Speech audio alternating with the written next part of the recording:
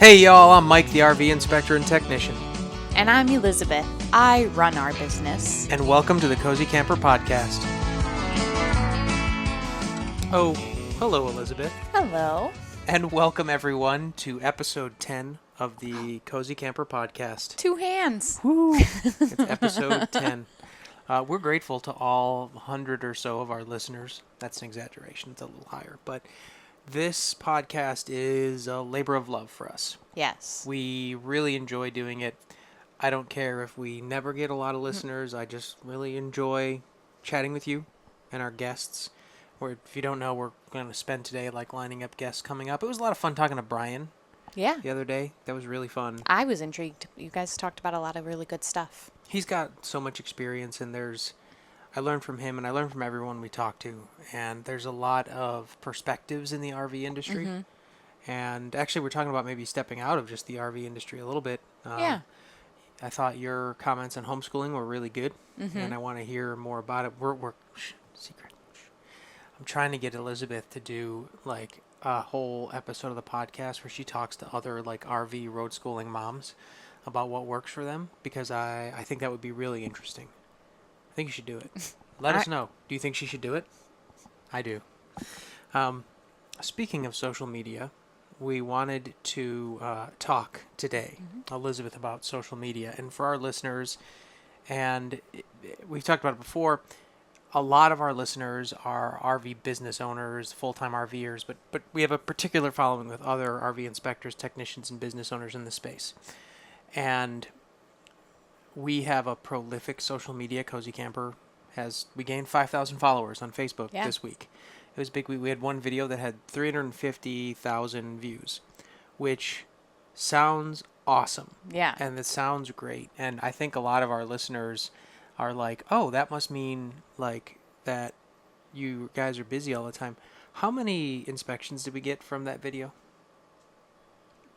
I don't think any. None. I was like, None is this a trick? I don't think any. We didn't get one single inspection phone call hit.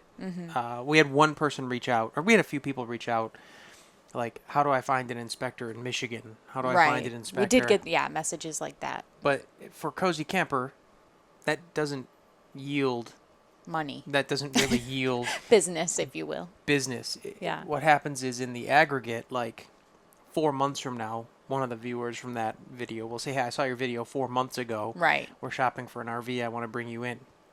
So it doesn't hurt us by any stretch of the imagination, but it doesn't equate to business. Right. Which is our first priority. It is a lead source for our business, not the lead source for our business. Not complaining. I mean, it's awesome. It's really cool that people are watching our videos. 300,000 people are watching you talk about the importance of RV inspecting.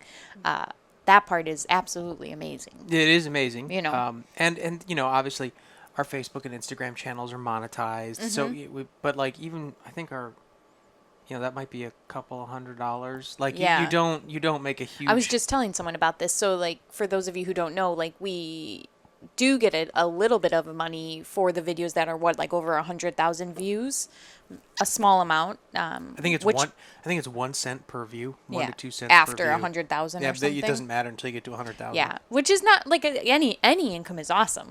We're not snobs at all. So that's cool. And then the second income stream comes from affiliate links, depending on your partnership. And we are very limited with our affiliates because we only want to share things and services that we have used and actually recommend. Because that's who we are as people. We're not willing to make money off lies, basically, or misleading people. Correct. And then I'm trying to think how else we get. Well, yeah. So and it does turn into it opens some doors to us as a business. We have conversations. We had conversations this week at a high level in the RV industry. And that's because we have a little bit of a presence on social media, and it's gotten us noticed. Would you say that it allows us to wield influence? You're stupid. I am. It allows us to wield a little influence, but at this point, that That I just didn't expect you to say that. That's all. I write my own jokes, guys. But it doesn't really yield that much. Like our biggest lead source is Google. Right. We Our- work really hard on our Google platform Right. and making sure that that's... And we hire the intent of like this conversation is like sometimes people will call us and they'll be like, oh, like how do I do what you do? And it's like, well, that's not the best use of time. And I Right. think it's important for me to tease out that like obviously clearly like everybody else, this is our job. Everybody has a job and you put 110% into your job. Well, I didn't when I had a job. The last 5 years I was there, but this is a job for us. And so like should your company have social media? 100%. Like Yes. you will get some sales as a result of your social media. But I think it's important to know that if you're selling in-person localized services like we are, it's not it's a lead source. Right. It's not even the biggest one. And so I kind of want to throw that out there because it's not, I don't want people to think like they have to, I probably put 20, 30 hours a week into content creation Right. and editing and Pretty all that significant. stuff. And that's not for everyone. Right. There's a master inspector in Illinois who just takes screenshots of his Google reviews and then like a picture of the RV he's inspecting today. Yeah, and I think there's something to be said in 2025 having a social media presence. I think the question is, what does that need to look like? So when you're Googling a company for either a product or a service, typically you're going to look at Google reviews. But if they have a social media, you're going to go and dig through their social media. And maybe Correct. it's just more reviews. Maybe it's just screenshots. I think people just want to see that you're active. Yeah, they just, any chance for someone to get to know who you are as a business and a person and what you offer and just kind of see it, like, I think that makes a big difference. We had It someone, doesn't even matter if it's in the RV industry. right. Any industry, like if you're going to hire a plumber, If you they have go a on- social media, like, is it going to be the reason you choose them? Maybe not, but like, or maybe. you're like, oh, they post, Yeah. coupons and Yeah. that's fine. Like you don't have to be. I just feel like any, what do you call that? A mark. Any online presence. is better than Yeah, no online. because the more presence. you can get to know a company and feel personal, like a connection, the better. Right. So, And that's what a lot of this is about. But I was going to ask you, you had a call, somebody called us from out of state, and they did not, and most of our calls don't know who we are, like from our social media. right. It's actually kind of unusual. Probably 85% don't know that we have a social media presence. Yeah. And that's the number I made up, but that's what it feels like. Yeah, it's not common. Typically, we have links like in our emails and To things introduce like that. them to us. Yeah, but they don't call knowing that But we have a social media. What happened the other day, though? We had a sales call from somebody in Florida. They're looking at a luxury fifth wheel here, Yeah. and you kind of told them that. Yeah, she just said, do you have something I can read over, something I can look over? And I said, of course. Like, we have our sample inspection reports, and then we have our key inspection points written out, and I was happy to send those to her.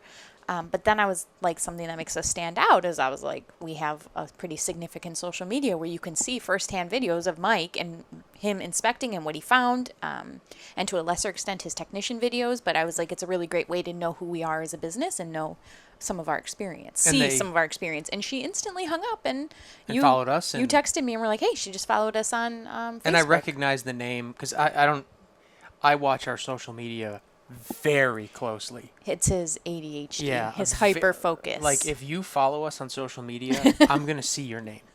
And he doesn't stalk you, but he knows. He knows. right. So so in that case, like that day, I saw the customer contact form come in Yeah. that said this person's name, and then 10 minutes later, after Elizabeth talked to them, I saw Yeah. we had a new follower. Yeah, he's a creeper. Everyone, just so you know. And oh yeah, no, and I do look at a lot. But of it's cool profiles. that like she listened. Not everyone listens, and that's fine. Or not everyone's on social media. It's no secret that our clientele typically tends to be of the older generations, and that's fine.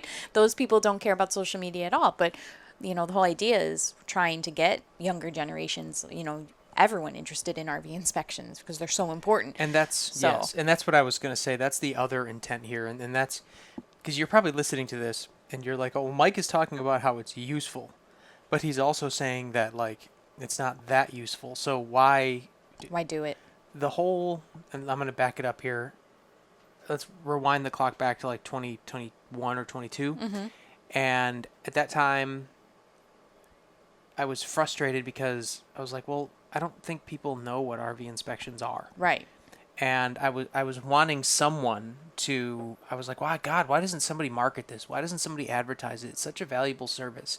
And I was angry at the RV Inspectors Association, but it's not really fair to them because they only have like 500 members. They have like 2 employees. They can only do so much. Right, and yeah. and like it's they don't have a full-time content creator, like, and they're busy dealing with the day-to-day, the staff at the RV inspection, like they have to manage 500 people's continuing education, right? They have to manage complaints that come in, like Right.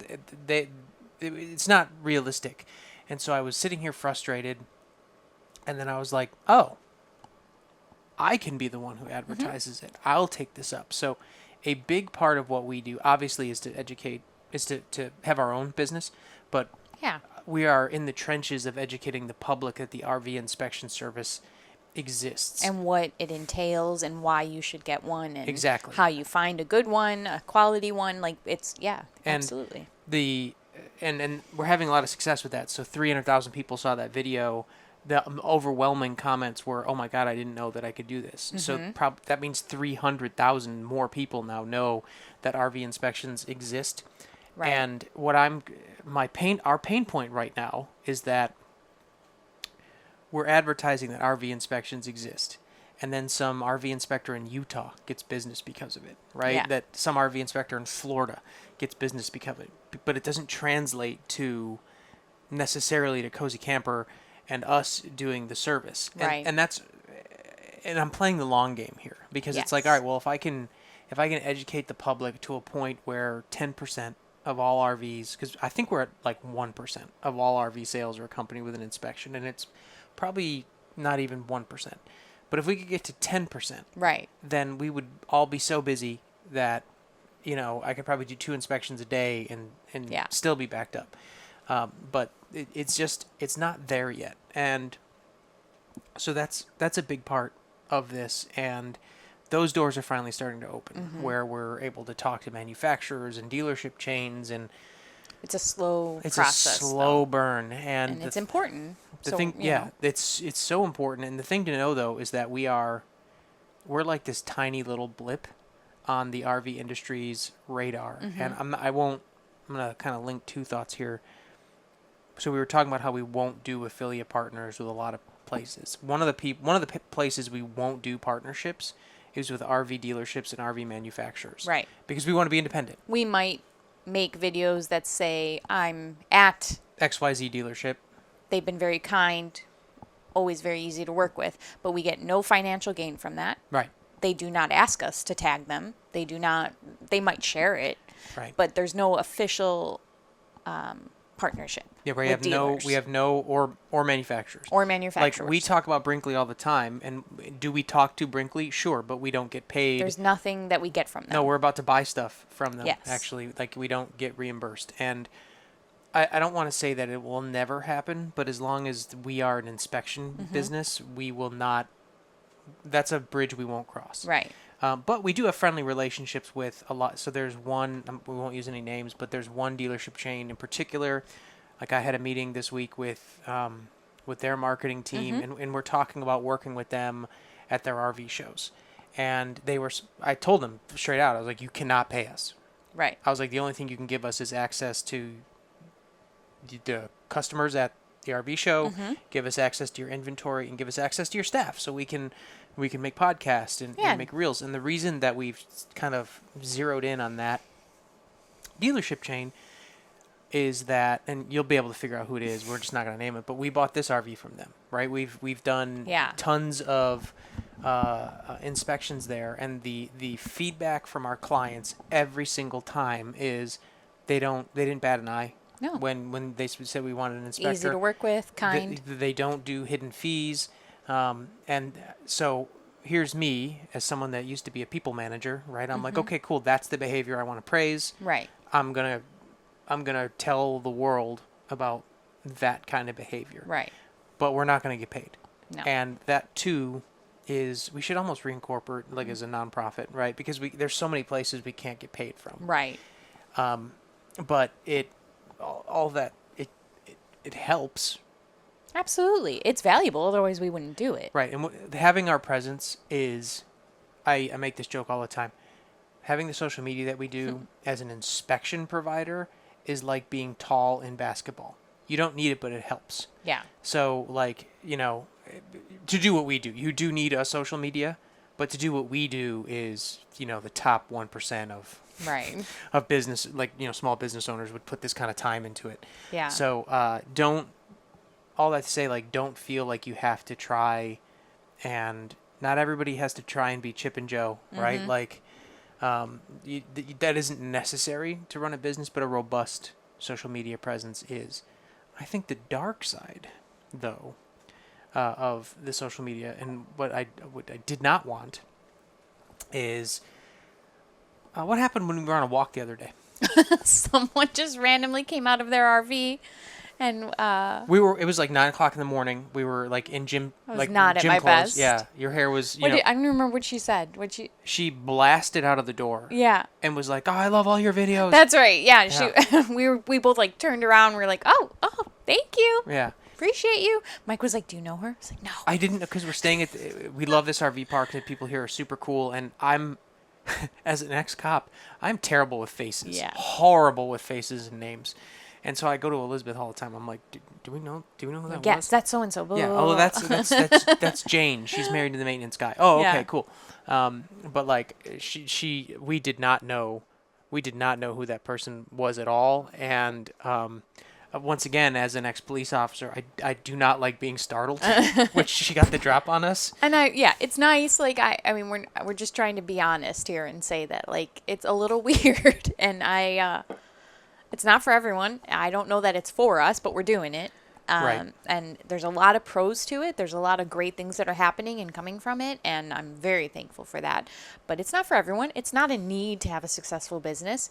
If this is what you want, though, then be ready to grind. Right. Because let's talk about that. Let's talk about what goes into running it and trying to make it successful. You mean the whole business? No, the social media Yeah, aspect. okay, so- like it's not that you just go and make content. There's a playbook that you're trying to follow. Right, and just for everyone's, what is the date today? Today's February the 7th, and I want to be clear that I know nothing of marketing. Yeah. I know nothing, and we're talking about maybe bringing someone on to kind of help with our marketing, right? And like it's a big ask for us because, as we've said, we don't make a lot of money from Right. from So it's like, a little bit of a direct marketing. risk, but But we're like, all right, we got to spend money to make money. But so like first there is actually making the content. And, Elizabeth, you make a little bit. You actually have a reel coming out tomorrow. not much. But yes, You try to do like one a week or so. But I'm right now, for awareness, I'm trying to produce 5 reels a week. And most of them are, what I do is like when you see the videos of like inspection findings, I have to record that anyway for the report. Yes, I'm glad you said that. So you don't go to an RV to record. You go to do an inspection, then record for the inspection. Right. Use it for your content. And then usually at the very end of the day, I'll film the summation where it's like me talking like, hey, I'm doing an inspection on a Brinkley 295. This is why you always get an inspection. And then I will take that video, bring it home, I'll dub over it, and then there'll be a closing. So on scene, like, I'm only spending about 5 minutes in a day Right. actually making content on scene. And I do it inside the RV so that it's private. Why is that important? Because right now there is a little bit of a kerfuffle, and I'm going to make a whole other video. I don't make a lot of long form videos. This one demands it. But there's another RV inspector, content creator type person on YouTube. And what they do in their videos is they film it more. It's like a 20-minute video, and it reminds me of like more like a reality show. Mm-hmm. Our son is coming in the door right now. Pause. And we're back. This is what happens when you share a podcast studio with a 6-year-old tyrant. But we're back. Make some funny videos though. It will, yeah. I just posted a story about it. But what I was saying is that there's another content creator crew, and it's, whatever, they're probably good inspectors, but like they're probably good inspectors, but what they kind of do is they film each other talking to the camera for several minutes at a time, and that is kind of bad for dealer relations because then you're like outside talking about like what a hunk of garbage the RV is. And you're spending so much time on your content that you're not focused on the inspection because the priority is the inspection. Right. And the content is secondary. That's why I'm saying, like, for me, if I was going to make a long form video, there's another person, I think she's in Colorado, where she'll film the video in YouTube format while she's on site the same way that I do. But then she goes back to her RV and films the summation there. That way you're not spending, it's kind of like we talked about last time where you make the videos like, you won't believe what happened. Oh my God, yeah. And it's like, but you're standing outside on a dealership lot saying like, oh yeah, this thing's a piece of junk. They can hear you. It's just obnoxious too. And we don't love it. But I don't love it. You do have a reasonable expectation to advertise your business. Right. But like when we talk, and the reason I bring this up is this content is a tightrope to walk in this industry, right? So you said like what goes into it. Okay, yeah. So there's the act of physically recording it and then coming back here and editing it. It takes about 10 times as long to edit it than it does to actually produce it.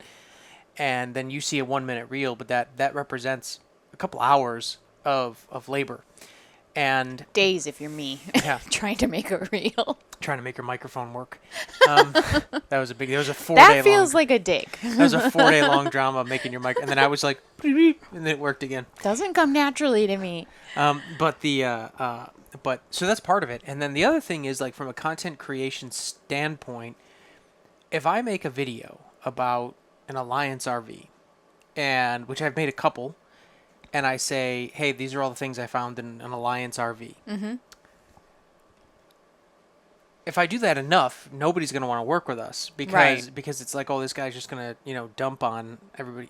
But there were those things wrong with an Alliance RV, so it's hard. It's hard. So like I'm kind of like, because even I've tried to be like, oh, I'm inspecting this generic fifth wheel today, and this is what I found. And then the comments are like, oh, that's obviously a Keystone.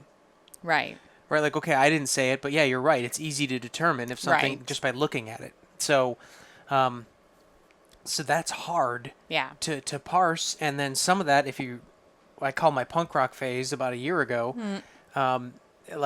you do that enough, nobody wants to work with you. Right. So you do have to be... So there's those balances that you have to try and maintain. But then there's also engagement. Right. So, So you're trying to make content that is quality, but also causes engagement, but doesn't poke the bear. Right. It's like everything is a puzzle. It has to fit just right in the algorithm. Otherwise, we get shadow banned, and then nobody sees anything. And then nobody sees our stuff. And the thing about engagement is, like, nobody engages on a post that doesn't interest them. And so if I was like, what's your favorite fruit? Nobody would answer that question. But if you ask the question, what's the worst thing that ever happened in your brand new RV? Everyone's going to come out of the woodwork. If they see it. And that's where engagement comes in. The more people engage with your page, the more likely it is the algorithm's going to show you.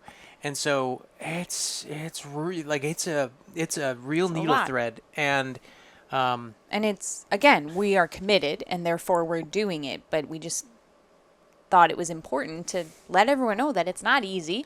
Right. And that it's not for everyone and that it's not a need. Right. To do what we do.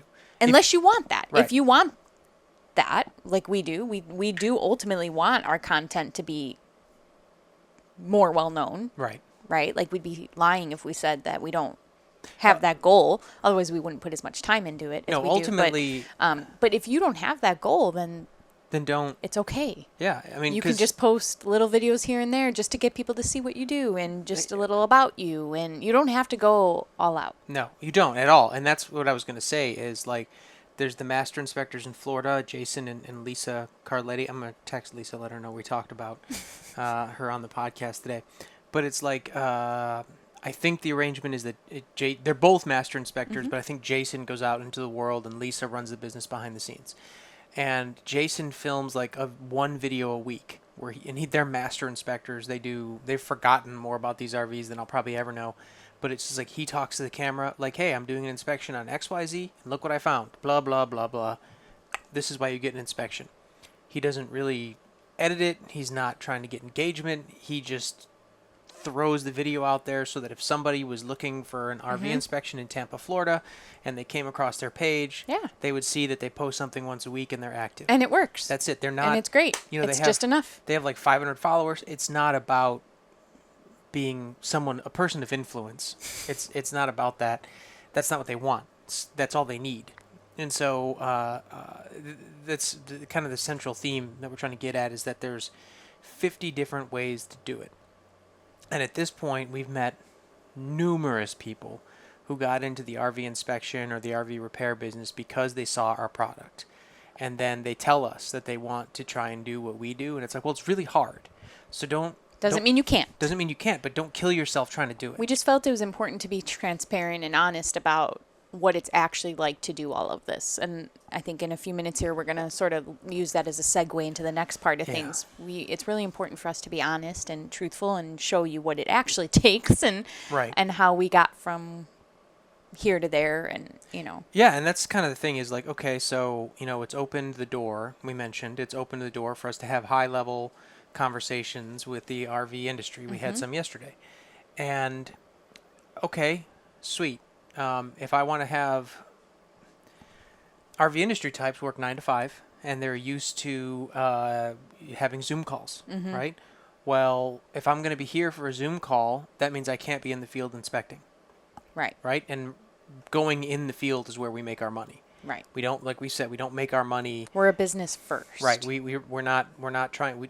We make very little money from our social media right now, and so like it's reaching a point where they're almost at odds, where it's requiring our attention to be interfacing with other people, but that's requiring me to come offline, or or me to put that on you, but then you don't have the, like, you're great at running the business side of dealing with the tax people and that stuff, but like you don't know what I do about these, and so like you can't have the same conversations. I'm not you though. That's the thing. There's they want to talk to us, but like I'm the face. Yes, and so, and that's not a ego thing. That is a truth. That's just the nature of it. And that's okay. Because even today, you called someone and they were like, "Oh, I thought Mike was going to call me." I sure did, Mike. Yeah, and like, well, no, Mike is like doing Mike things right now. This is my role. And let me tell you, she was not thrilled about that.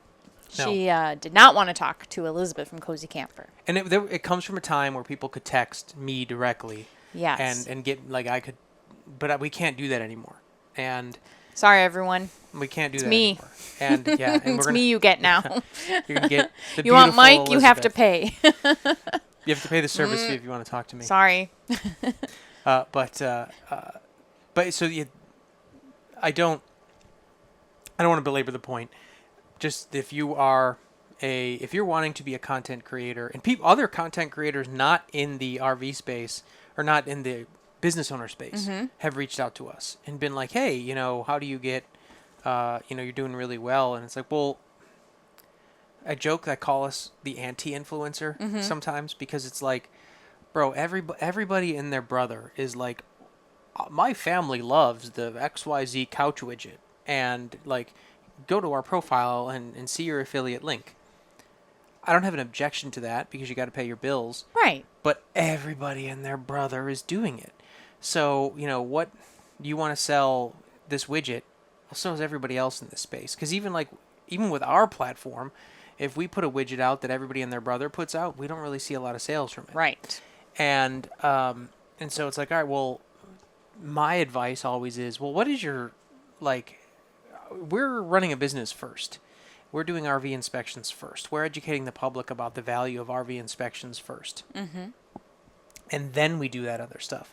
And I think the best content creators out there are the ones that have a story, and that's first, and then they commercialize what's going on. Yes. So, hey, we travel the country because, I'm a stay-at-home mom and my husband does XYZ, so we have to travel the country, and this is our story.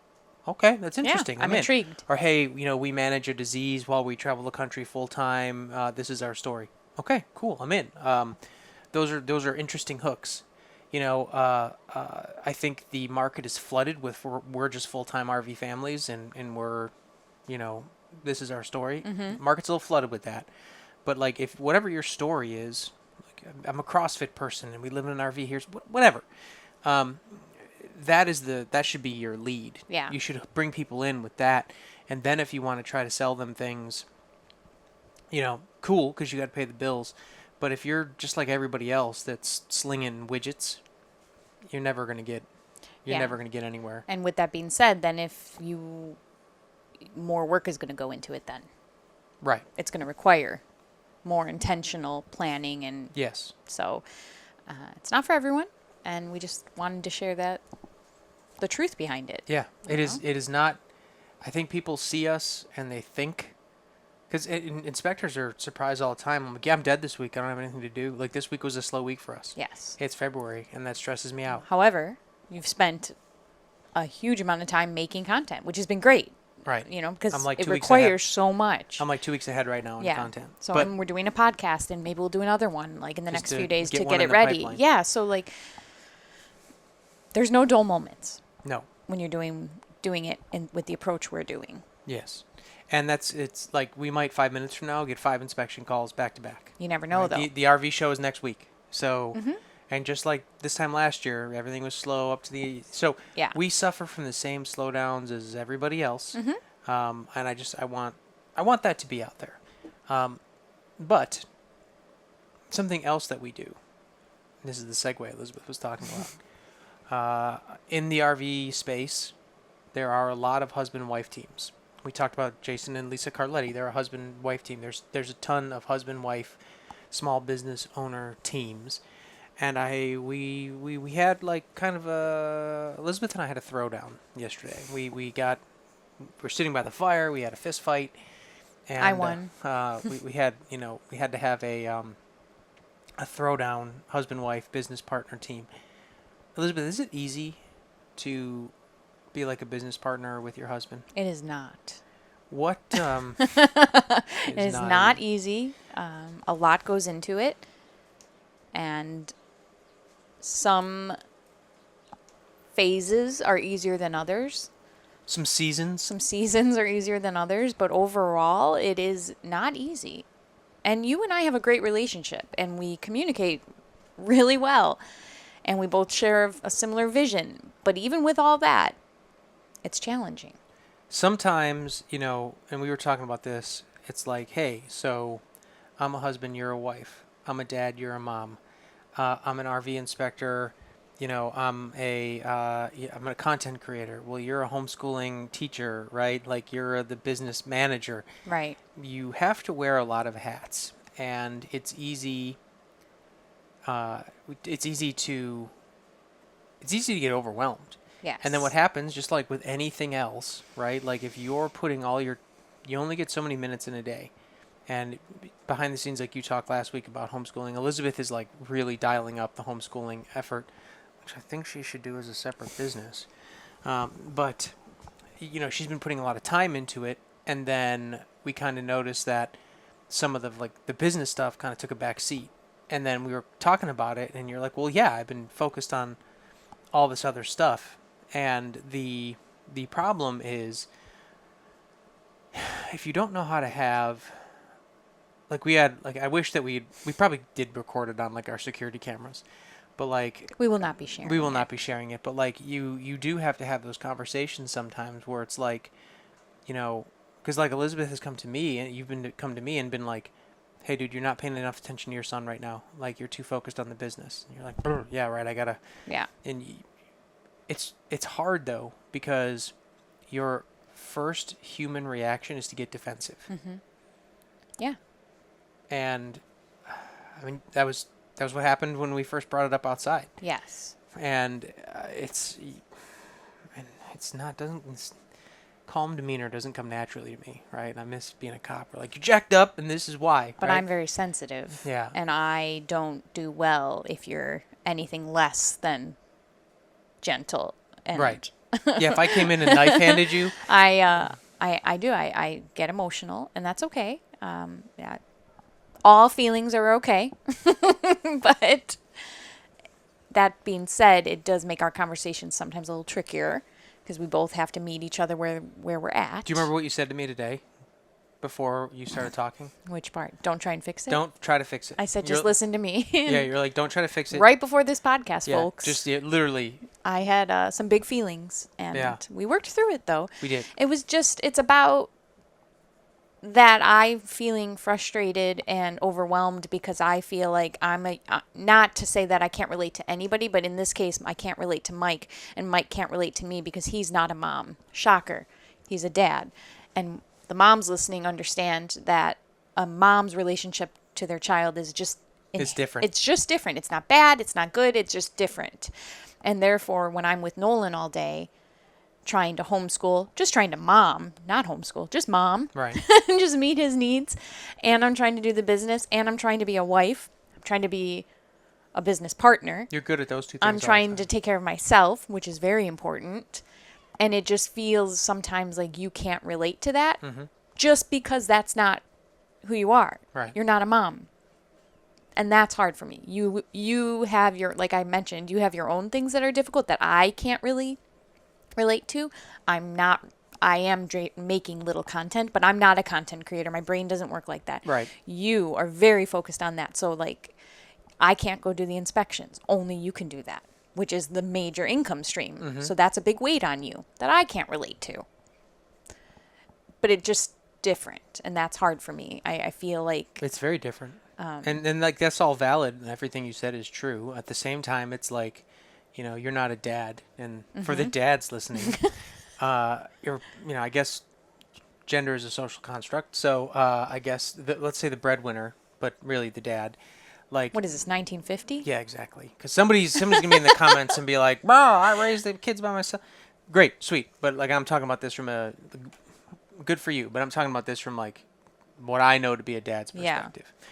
And it's like your concern is, did I make enough money for my family? Are they gonna have a place to sleep? Right. And so which is why I think the actual nuts and bolts business stuff comes to me easier because I'm just like, oh, well, if I don't make enough money, guys are going to joke, right? Like when you work out, sometimes you're thinking like, if I don't bench this 10 times, my whole family's going to die and the Taliban wins, right? And so I'm like, if I don't inspect 5 RVs this week, Right. the Taliban's going to win, right? And so, And I respect that that's your mindset. right. It's that grind mindset, I baby. understand why your brain goes that way. And I guess I was just expressing why it's hard for me then to feel these feelings. We're having a fight right now. No, we're explaining Yeah. what it's like. This is real. This is not scripted. It's just the truth behind it, that it's challenging to balance it all and to Yeah. try and balance it well. And this is something I want to point out. You've mentioned many times, Mike is he is very gentle despite the hard front. He's very sensitive, everybody. And he Just a big teddy recognizes that I'm not very confident in a lot of areas, mostly the business running. Does not come naturally to me. It's been a huge, huge learning curve. And while some areas I'm doing well in, other areas I need improvement. And you always remind me that it's okay to make mistakes. We will fix them. And I pointed out that, yes, it is okay to make mistakes. That is valid. But nobody wants to be the person that keeps making mistakes because that feels so That sucks. crummy. And so while, yeah, an occasional mistake is okay, I need to find a way to not make continuous mistakes. Not that I am, but my goal is to keep it that way. I don't want to keep making continuous mistakes. That's not a way to live. That's not a way to run a business. I want you to know, and I want to make sure the listeners know that you are not making continuous mistakes. No, that's what I said. I'm not, but I want to make it takes a Yeah. lot of effort to make sure that I don't make continuous mistakes. Because Yes. even though you were like, obviously it's okay if you make mistakes, we'll fix it, we'll find a way. Nothing's catastrophic. But in my head, I'm like, well, you're right, nothing's catastrophic, but nobody wants to keep making mistakes No. and effing up. Like, that doesn't feel good. Right. You want to do things well. And then to tie it in, it's like, so when you're a mom and you're working from home and you're homeschooling and you're trying to be a wife and you're trying to take care of yourself, it's hard for something to not be let go. Right. And which is what was happening. That it was sort of like the business kind of took a little bit of a back seat because I was so focused on being more intentional with the homeschooling and making a plan and, Right. it's just, There ends up being like there's only so many hours in a day, and where I stayed up till midnight last night just making content. Right. Like you're not no. somebody who's going to stay up late and do that. I'm not. You're very much a 9 to 5 type person, and that's cool. Like, you have to understand that not everyone, like, you might be a stay up late, or your spouse might be a stay up and stay, but like if the other partner, doesn't mean that like they're not, they just, that's not their personality. Right. And so that's all of this to say that it's like important to like meet people where they're at. So, but that doesn't mean you acquiesce every single time. So it's like, remember like a couple of weeks ago, you were expressing, you're like, dude, I hate making RV inspection sales calls. You're like, I hate it so much. And I was like, it's because you sound really nervous. I was like, 'Cause I am really nervous. You sound really nervous. It doesn't come naturally to me. And I was like, yeah, I was like, I was listening to you, and it sounds, and I'm, again, as a police trainer, you got to let the rookie fail forward a little bit, because that's the only way they're going to get better. So like, like, hey, rookie, go talk to the PCP guy and try and make nice with him. And I'll be here when he takes his clothes off and wants to fight you. All right, but I hope my clients aren't trying to take their clothes off and fight me. But it's true. I can think of 2 times off the top of my head that happened. So anyway, where they wanted to fight me, not Elizabeth. Anyway, so yes. remind me to tell that story later. But like, what did we do? Is I was like, okay, cool. Can I help you? And you were like, yeah. And we were going on a walk. And we and practiced. And we just, like, I gave you some feedback. We just practiced over and over again. And let me tell you, it was very uncomfortable. It's not fun. Dude, it sucks field training Doing your wife. It sucks. It's not fun. But I knew he was right in this instance, and you're a really good salesperson. You are. You've worked really hard at it. You've read books. You've practiced. You've had more time doing it than I have. I've also convinced people to put the gun down. Yes. Yes, you have done that. And you're really good at it. But we practiced, and now I feel a lot better. I don't like it. I don't like, you know what, let me rephrase that. I like it until they push back. I don't like pushback. I get very uncomfortable when someone's like, oh, that's a lot of money. Because I want to be like, yeah, I know. I know it's a lot of money. But you can't do that. You can a little bit, but you have to then kind of turn it into be like, yes, it is a lot of money. Here's what you're getting for Here's that, the value. though. And it's the truth, so that makes it a little easier. We're not skeezy salespeople. It's just hard for me to push a little bit. And sales, you have to push a little bit. That's how they work. If anybody you don't have to nag, you don't have to be annoying and like over the top, but you do have to push, and I don't like to push. And for the people that, and this comes up a lot, let me kind of sidebar. But first, you've made a huge improvement. Thank you. Talking to people on the phone, because there is a difference. Like, if somebody's like, "Hey, my air conditioner's broke," you're like, "Cool, this is how much it costs for him to come out. He can be there on Tuesday." And nobody. But like, the thing with RV inspections is that no one really fully understands what an RV inspection is. Like, you have some idea. You're like, "Oh, they're going to come out and make sure that it works," but like, you don't know that it's going to take 8 hours. You don't know that there's going to be this big report. You don't know about the consultation after it's done. And so, like, you have to kind of explain it to them. And in the sales business, there is almost always an objection, right, when you're selling. So if you go to buy a car and they tell you the price of the car, everyone's first reaction is, ooh, I don't know, I got to talk to the wife. And anyone that works in sales is going to tell you, well, you want to overcome the objection. And first you got to figure out what it is. Right? And so, like, in this space, it's one of two things. It's either the dollar amount or they don't understand the value. And like, what you're describing is you're trying to figure out, like, because sometimes we just don't have a product that meets someone's price needs. It just doesn't exist. Sometimes the economics aren't there. Like, today, right? Somebody is like, hey, it's a $15,000 RV. She was like, it's $1,000 inspection. So, like, they're like, I get it. Yeah, they're like, hey, for her, the economics aren't there. Or somebody called us the other day, and they wanted they wanted the full tilt. They fully understood the value. They wanted the full tilt inspection, but they wanted me to drive to Houston to do it. And when we gave them the price, they're like, oh no, I thought it was going to be like $200 or $300. I'm like, well, let me see if I understand. You want me to drive 6 total hours and then work 8 hours for $200? Like, the economics aren't there for either side. For either side, and we can't overcome that. Right. So, but for other people, it's they just don't understand the value. And then once they understand the value, like, oh wow, I didn't know you were going to do all that stuff. I didn't know you had all this training. Then you can do it. A lot of RV inspectors fail there, They fail to, when they're making this, at some point you have to come down to sales because the public doesn't know. And you were falling into that pit because you're like, well, you didn't have any sales. You were a teacher. You've never really had to do any sales or people persuasion. And it doesn't come naturally. Other than I've like, said hey, a few times, hey it kids, just- get in line, right? Like that was the extent of people persuasion for you. But all of this to say that you acknowledged there was a problem, and I wasn't like, you're dumb. That's like We worked through it yeah, together. we worked through it together, and then you provide feedback and patience. If you freak out, imagine if I'd freaked out, like, well, we lost the sale because you're terrible at sales, right? Like, they would have been a completely I different. would not have handled that well. It As would've- would anybody. Yeah, who exactly though? Who would but, handle that? But that's your. I think that's most people's gut reaction though, is because that's how you feel. it's uncomfortable, and I think it needs to be talked about. It's even just to get into just marriage. Not Right. even, we won't go too deep, but like just to have a good solid marriage, you have to let your guard down a little bit and listen to critiquing a little bit and like hear the other person and be vulnerable. And that's really hard for a lot of people. It's really hard for me and you, and we just do it intentionally Yeah. though. But now to have that in our marriage and to work on that, and then to also have a business, it's, it's a lot of pressure too. And it's tough, and you have to acknowledge that it's tough. Yes. And you have to work through the toughness together. I see there again, just like our social media, it probably looks like, oh, Mike and Elizabeth are like so good at this. No, it's hard.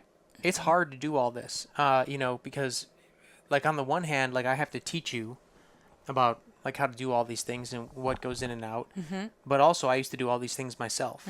And like, for example, this week we had a warranty call, which turned into a drama because the manufacturer is a pain. all warranty Yeah. calls are a pain. They're a pain. And so like I went out and did it, and then I filled the paperwork, and then they called our phone because they wanted an update on when the parts were coming, and Elizabeth did not know what the answer was. And then she comes to me, and I'm like, oh yeah, I was doing that. Sorry, I hadn't filled you in on it. And like, so we had a total communications breakdown, and that stresses you out, right? Because like Yes. she doesn't know anything about it. I should have just given that to you, and then you would have been the owner of it. But like I was literally sitting in his driveway with the warranty form out. Right. I was like, I'll just bang it out and send it to him right now. And now we know, though, for going forward, like in this case, yes. It would have been easy for you to get off the phone and been like, hey, WTF. Like, you just made my life 10 times harder because you didn't tell me about that. I might have been thinking it. Yeah, but that's exactly it. You were like, hey, thanks so much for doing that, but now I don't know what to do and I look like a goofball, Yeah. right? And that's not your fault, but that comes No. up. It's these things come up in relationships and in business partnership relationships. Yes. And it's really hard. And then the other thing though is that you can also sometimes you have to push back. Mm-hmm. And I think an example, you've reeled me in before, and we talked about, I think 2 podcasts ago, like doing like the stripped down version of the inspection. Like, I'm kind of open to it, you're kind of against it. Mm-hmm. We're trying to figure it out, but it still hasn't really been a good fit for anyone. Right.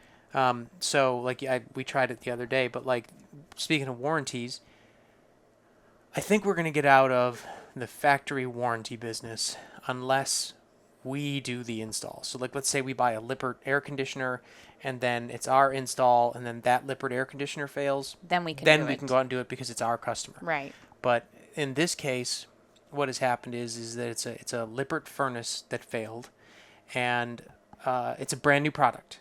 And so Lippert's thing is they want the whole furnace back just so they can test it and figure out what the problem is.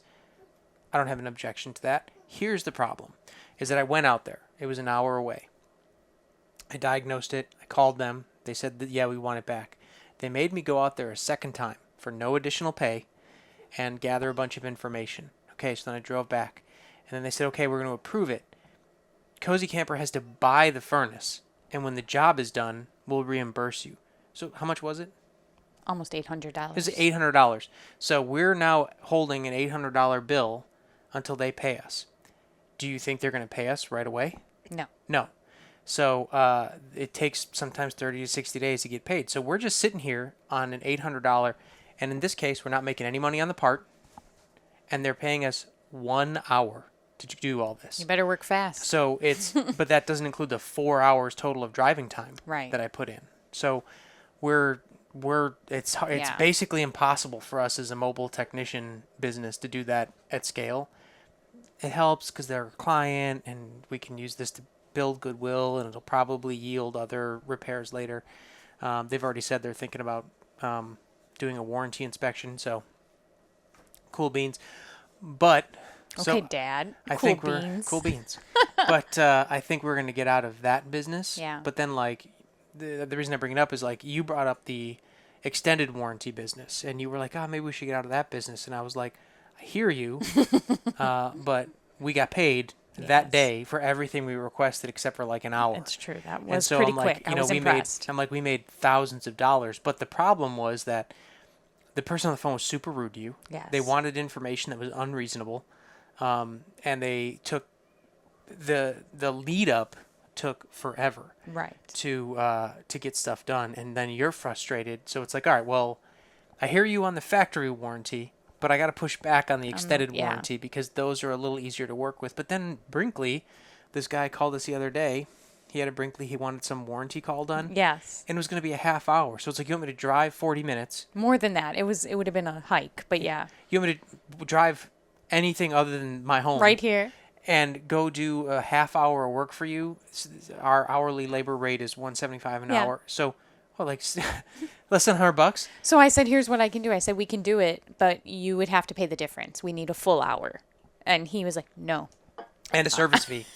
And he was like, no, I'm not doing that. And I was like, okay, well, Okay, I don't we think can't- we're the best fit for you I then, don't, sir. I don't know what mobile tech is going to drive to you and do work like that for, 30 minutes. Yeah, for $90, Yeah. right? Like, and it's not, people listen to this, like, well, it's 30 minutes. Yes, but think about the travel time Right. and then the admin time to get it done. And it's like, realize then, like, so not if I worth got to it. drive an hour, so let's say the call's at 9 o'clock. So I drive there from 8 o'clock to 9 o'clock. And then, even though they say it takes a half hour, You're it still going doesn't. to talk. Because you're going to talk to the client, right? Especially you. You've got, so let's just say it takes me 1 hour, right? So it's going to take me from 9 to 10 Mm-hmm. to do that. Then from 10 to 11, I got to drive back. Right. That's a half day that I made $90 on. Yeah, it's not worth it. The economics aren't really there unless, like, but if you're in a shop, though, where the RV's just right there, you can walk over and go get it, then it totally makes sense. But for a mobile tech to do it, it only makes sense if you have so much volume that, like, oh yeah, I'm going to go do this half hour, but then I have 4 other calls inside the park. And so inside the RV park here, we're a little bit more flexible with our warranty stuff because I can just walk over and go do Yes, it. Like, honestly, most of the warranties have been in the park. because, like, literally the other day, someone called us, was like, hey, I've got a leak behind my water panel. And we were about to leave, and I was like, oh, okay. I grabbed my cutter and my crimp, and I walked over there, fixed it, came back, and then we billed Yeah. the warranty company. Like, that's fine. But it's the traveling, and people get themselves, RV technicians get themselves into a pickle when they're like, oh, yeah, my service, range is 60 miles. It's like, that's a lot of traveling, dude. Right. Like, And you taught me this in the early days. Like, if you have to go back, then what if you don't have what you need because we're mobile? What if you have to go back, or what if, like, it's a warranty, like a week later it stops working? Well, we like to be, good business people, and we'll go back. It doesn't make sense to go further than about 30 miles right. And we're continuously, like, shrinking that distance. because we want to be RV inspectors. Yeah, And while we still do the technician work and it's important, it's not our favorite. But the reason that this comes up is, we talk about husband and wife teams. Elizabeth, one of her greatest weaknesses is she's terrible at geography. Okay, that's fair.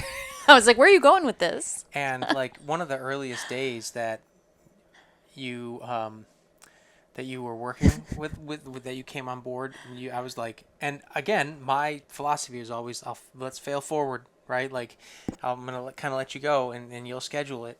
And if our new marketing person is listening to this, this is kind of how it operates, and I'm the one who pays for it, right? But but what happened was you made a call for me. Like, imagine Austin is a center dot. The first call was like, and we lived here in Buda, Texas. The first call was like up here in like Georgetown, Texas, which is like an hour. The second call was like in Spicewood, Texas, which is like an hour west of Austin.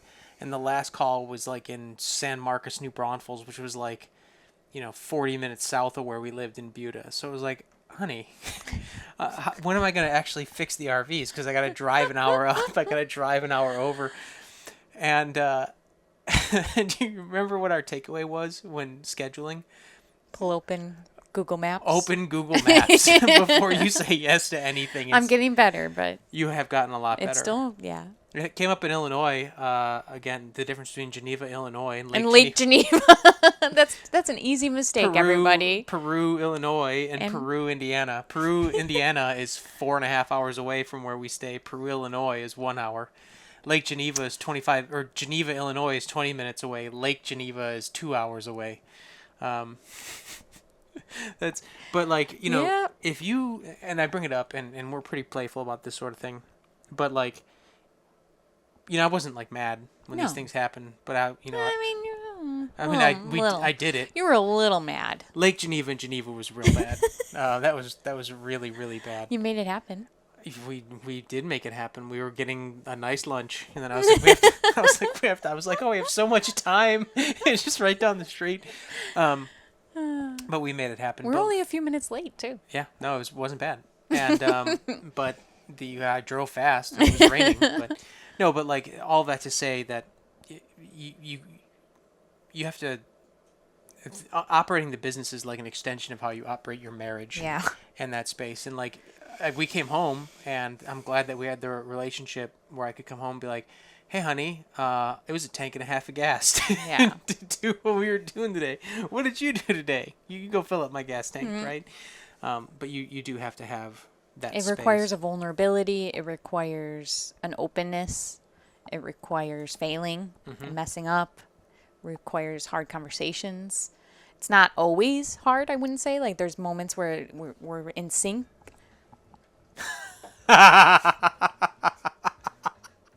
Not like that. That we are not in sync. He just blasted music in my ears.